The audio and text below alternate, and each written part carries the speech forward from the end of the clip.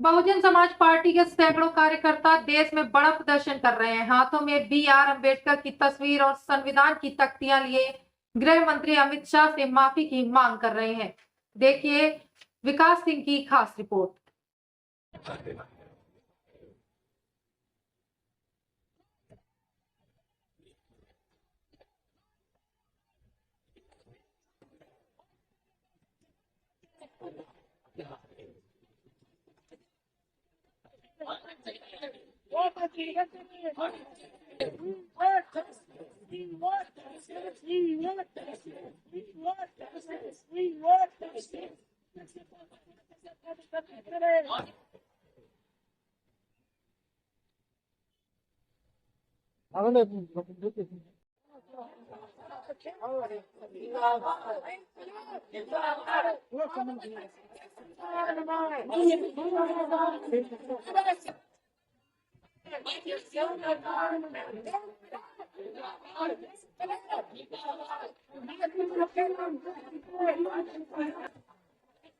इतना विलम्ब क्यों किया गया? समय में रहते हुए प्रदर्शन क्यों नहीं किया गया?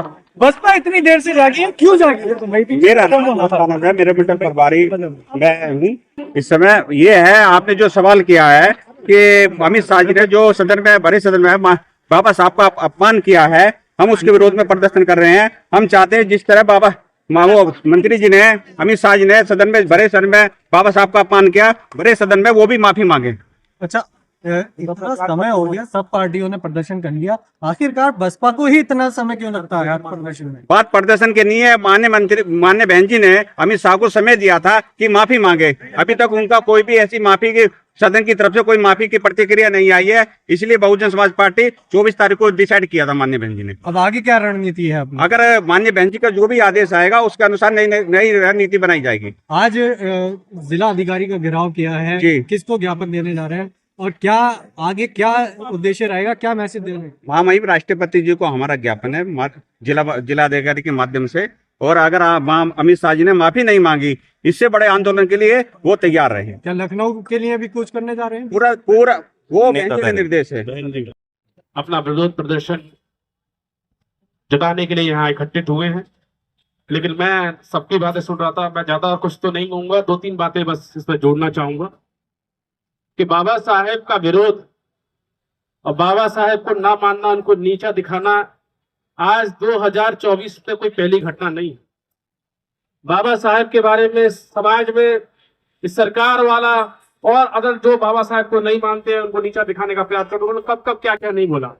ध्यान कीजिए, गोलमेज सम्मेलन जब बाबा साहेब अछूतों के अधिकारों के लिए, महिलाओं के अधिकारों के लिए, पिछड़ों के अधिकारों के लिए जब लड़ रहे थे, तब यही जब वो गोलमेज सम्मेलन में बैठे थे और गांधी जी ने गोलमेज सम्मेलन का विरोध कर दिया था, तो बाबा साहेब भीमराव अंबेडकर को देश विरोधी और गद्दार बताया गया था। फिर ध्यान कीजिए, आप जब पूना पैक्ट हो रहा था तब भी बाबा साहेब को गालियां दी जा रही थी। फिर जब बाबा साहेब संविधान लिखने के लिए आए और जब संविधान लिखा उन्होंने, तब भी RSS के लोग और कांग्रेस के लोग उनको गालियां दे रहे थे, उनको नीचा दिखा रहे थे। जब बाबा साहेब कानून मंत्री बन गए, जब संविधान लागू करा दिया और जब महिलाओं के अधिकारों के लिए हिंदू कोड में लिख रहे थे, तब भी उनको गालियां दी जा रही, तब भी उनको नीचा दिखाया जा रहा था। और बाबा साहेब ने जब हिंदू धर्म छोड़ के बुद्ध धर्म अपनाया, तब भी उनको गालियां दी जा रही थी। लेकिन बाबा साहेब को गालियां जिन जिन्होंने दी, किन किन ने दी, आज तक आप लोगों को नाम याद नहीं होगा। आज तक आपको नाम पता नहीं होगा कि बाबा साहेब ने किन किन ने बाबा साहेब को गालियां दी। इसलिए इतिहास में जिसने बाबा साहेब को गालियां दी, इतिहास ने उसको भुला दिया, और इतिहास में अगर कोई अमर छाप मिट्टी चल पड़ी है तो डॉक्टर भीमराव अम्बेडकर की चल पड़ी।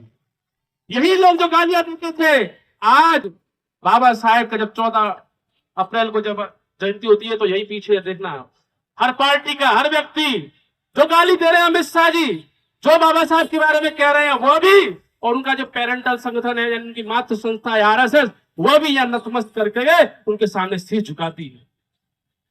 आदरणीय अमित शाह जी कहते हैं कि इतनी बार नाम ले लेते तो भगवान साथ अंबेडकर अंबेडकर अंबेडकर कहते की जगह अगर कुछ और कहते थे तो भगवान प्राप्त हो जाते, स्वर्ग प्राप्त हो जाते। मैं उनसे पूछना चाहता हूँ अमित शाह जी से और भी कांग्रेस के सदस्यों से। एक्चुअली मैं इस पार्टी में रहा हूँ कांग्रेस में, तो इसमें होता क्या है कि यह लोग और बड़ा प्रबुद्ध वर्ग और जो मीडिया का जो बड़ा वर्ग है, यह लोग जो दलित फिलॉसफी है, दलित थॉट प्रोसेस है और अंबेडकर का जो थॉट प्रोसेस है, ये इसके बारे में 1% भी नहीं जानते। बड़ी अचंभे की बात होगी, जब मैं मेन स्ट्रीम मीडिया में डिबेट करता हूं तो आप यकीन नहीं मानेंगे, जो हम लोग के मुद्दे होते हैं उनके बारे में ये बड़े बड़े पत्रकार, जिनको बड़े बड़े अवार्ड मिले हो पत्रकारिता को लेकर, इनको हमारे समाज के बारे में हम लोग किस तरीके से सोचते हैं, हम लोग क्या मानते हैं, हम लोग क्या खाते हैं, क्या पीते हैं, हमारा कल्चर क्या है, इसके बारे में इस देश का जो सो कॉल्ड एलीट वर्ग है, जो सो कॉल्ड एलीट नेतागण है, वो हमारे बारे में कुछ भी नहीं जानते। वो चाहे भाजपा के लोग हो, चाहे कांग्रेस के लोग हो या प्रबुद्ध मीडिया वर्ग हो, वो हमारे बारे में कुछ नहीं जानते। इसीलिए जब वो जानते नहीं है, इसीलिए लड़कपन में ये कह देते हैं कि भीमराव अंबेडकर की भगवान से तुलना कर देते हैं।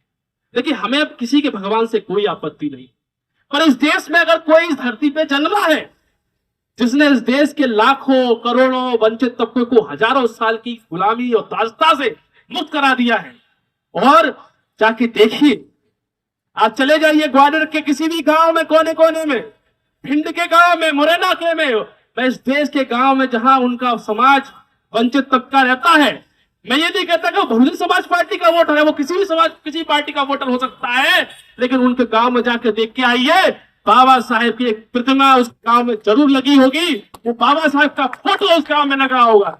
जिस व्यक्ति ने अपने जीवन काल में उसने जो कुछ नहीं पाया, मरने के बाद उससे कई गुना बड़ा ऑरा उसका हो गया है, उसके बारे में छोटी सी टिप्पणी करके, जैसे पहले के किसी वक्ता ने कहा कि संसद में जो टिप्पणी की है अमित शाह जी ने बाबा साहेब के ऊपर, वो इतिहास में दर्ज हो गई है। फिर से बोलो, बहन कुमारी मायावती ने अपने व्यक्तित्व में भी कहा, उन्होंने अमित शाह जी को समझाया कि आपने जिस व्यक्तित्व के ऊपर टिप्पणी की है, वो व्यक्तित्व इतना विराट है, इतना विशाल है कि उसके पीछे अगर आप उस पर टिप्पणी करोगे तो सूरज के सामने थूकने के बराबर है, आप स्वयं मिट्टी में मिल जाओगे, और इतिहास कभी भूलता नहीं है। इस मंच के माध्यम से मैं ये कहना चाहता हूं कि अमित शाह जी, आपने बोलकर बहुत बड़ा गलती कर दी है, क्योंकि यह समाज और ये इतिहास आपने जो बाबा साहेब का व्यक्तित्व दिया है, ये आपका पीछा छोड़ने वाला नहीं है।